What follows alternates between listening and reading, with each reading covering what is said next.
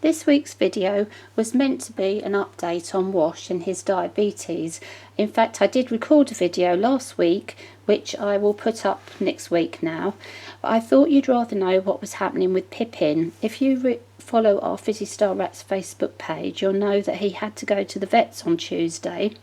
And he had to have lots of tests to find out what was wrong with him because he wasn't responding to antibiotics. So it obviously was more than just a urine infection that was affecting him.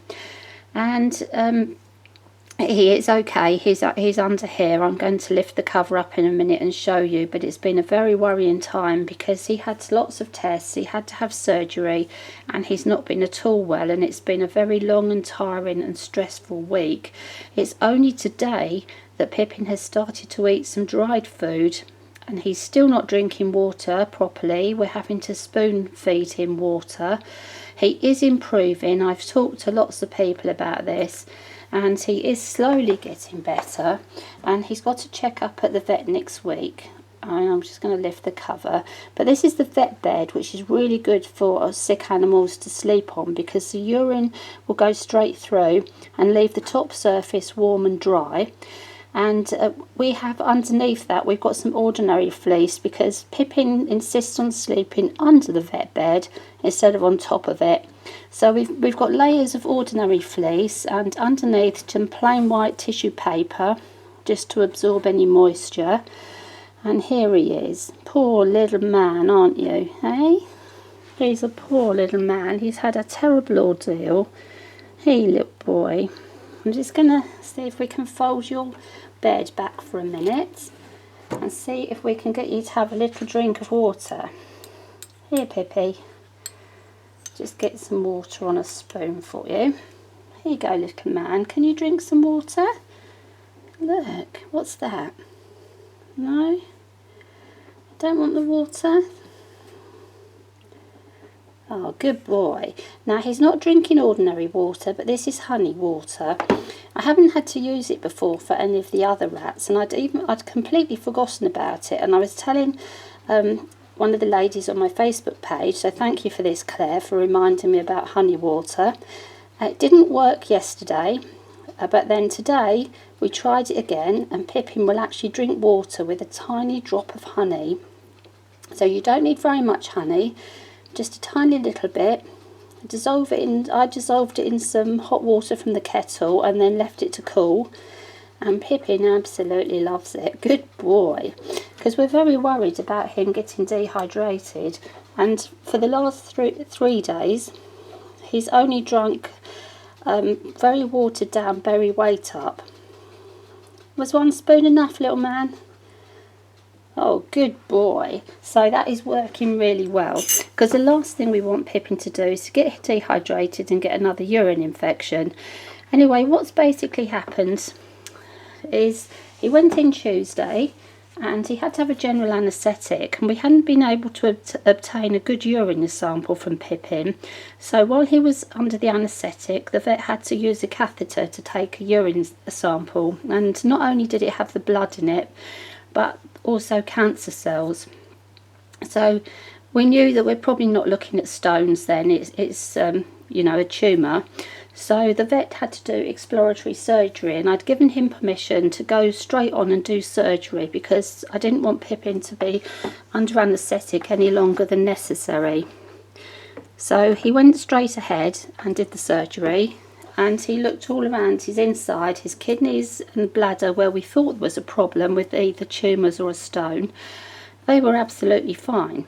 And so he had to have another look around, and he looked into the testicles and found out there was a nasty cancerous tumour in one of the testicles. Now, on previous examinations, we couldn't, you know, there wasn't any enlargement or lumps or anything, so this hadn't been detected before.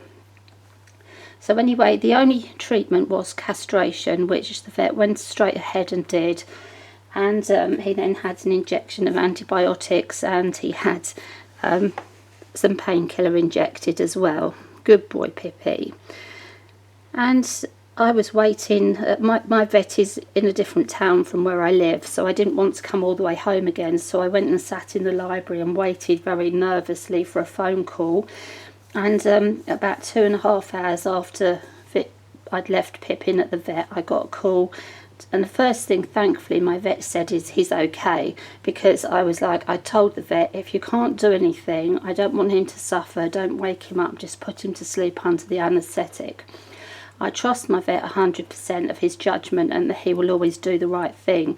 So, you know, I thought that if there was nothing we could do, he'd been suffering for the last month, he wasn't getting any better. If it was something terrible, it would be kinder to have him put to sleep. But thankfully, we are so lucky that did not happen.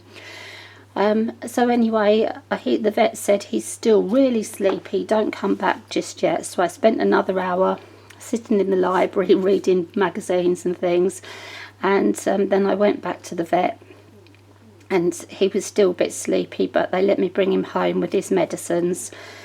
And he was very unwell that day, very sleepy. But we know that with overweight rats that it takes longer for the anaesthetic to get out of the body, the same as with overweight people who have operations.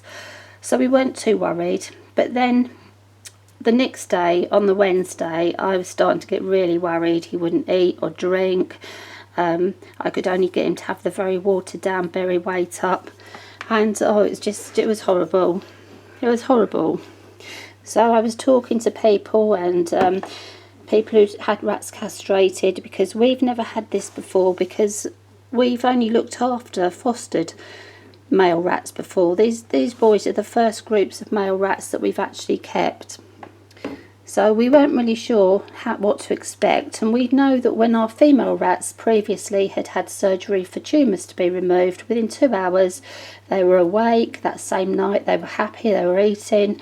They were jumping about almost, you know, and I know it's a different type of surgery, but I didn't have anything to compare it to. So people I talk to regularly on Facebook have been absolutely wonderful, and Claire, Ruth, and of course my friend Sarah, I just don't know what I would do without her.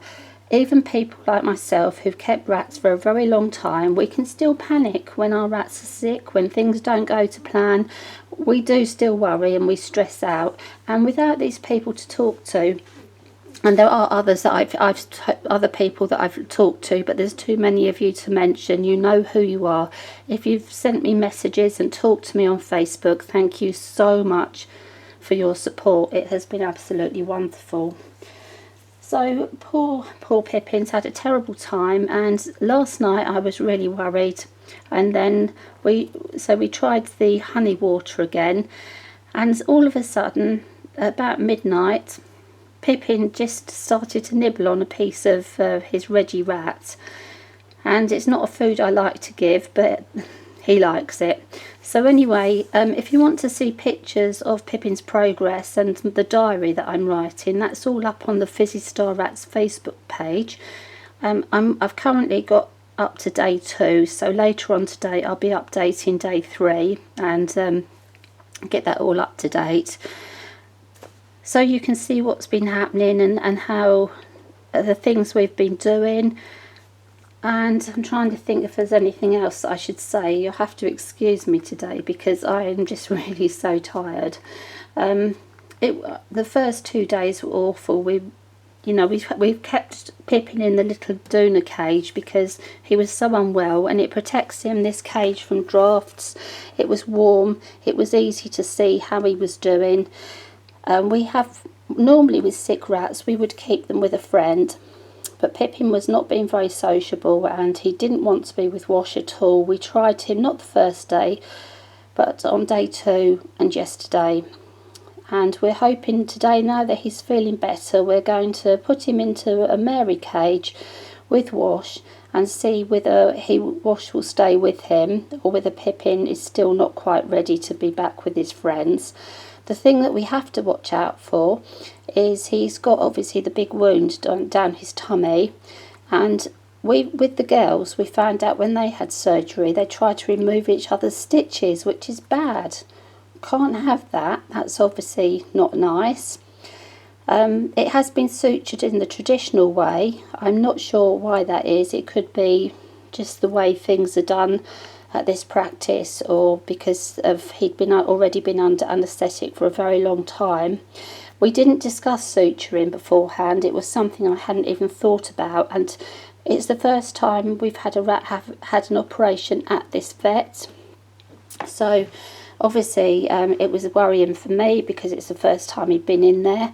The cage was brilliant because he was able to stay in his own cage the whole time he was in the vet. So I was able to transport him backwards and forwards in there, so there was no disruption.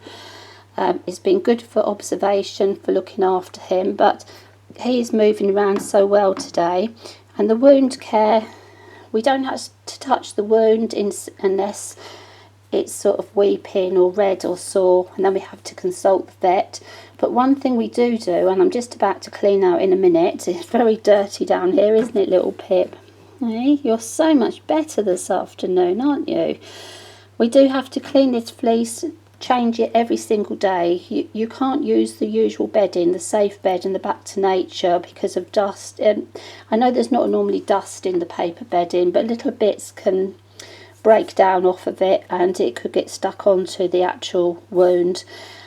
And at the moment he's made a mess, so I've got the same problem with little bits of food. So this is all going to be cleaned out, and so if we can get him into the Mary cage, then we have got some bigger pieces of vet bed that we can put into the Mary cage and some fleece.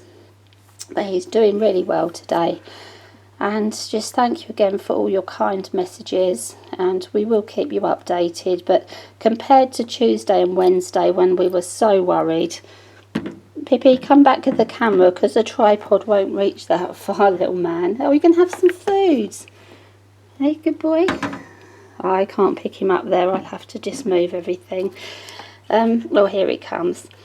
Yeah, I think he's actually doing really well. So we will have another update later, and we will be continuing to update our Facebook page. Pippin has to go back to the vet a week today to have his sutures removed, and hopefully that will be the end of it and the problem solved. And all those weeks of worry, hopefully this means now that he will have a long and healthy life.